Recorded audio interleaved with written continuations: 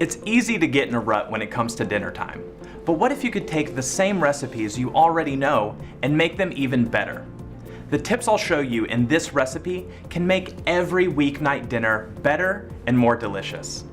Searing is a really basic cooking skill where you cook food, usually meat or poultry or seafood, at a high temperature until it develops a crust. Think of it like caramelization, except instead of browning sugar, you're browning protein. In our roasted chicken and asparagus with pan sauce recipe, searing the chicken thighs deepens the flavor through the Maillard reaction, which is a chemical reaction that gives browned food that distinctive flavor.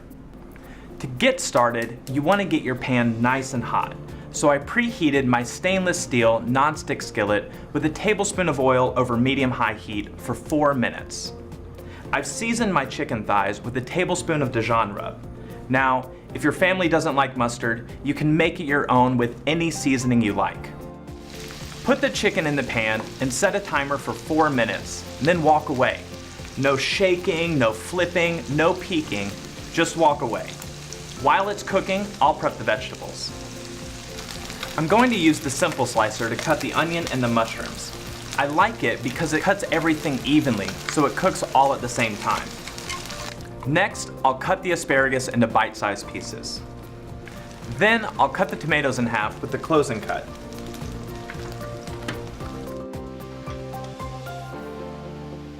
Now I'm going to remove the chicken from the pan and add the mushrooms, the onions, the garlic, and salt to make my pan sauce. Look at these brown bits in the pan. It's called fond. It's what's left in the pan after you sear. But it's not something that you want to scrub away. It packs a ton of flavor that you just can't buy from a box or a tube or a can. You can only get it from a good sear in a good pan.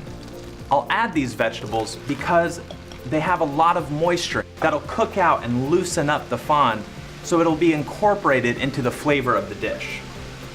Next, I'll add the wine, the lemon juice, and the rest of my rub, which will make up the base of the sauce. We'll reduce it by about half to thicken and intensify the flavor.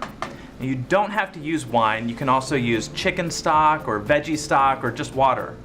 Adding the lemon juice helps keep the flavor fresh and bright. It's already smelling amazing in here. Then I'll add the rest of my vegetables and put the chicken right on top. Now I'll put this in the oven and bake it at 425 degrees Fahrenheit for 12 to 15 minutes.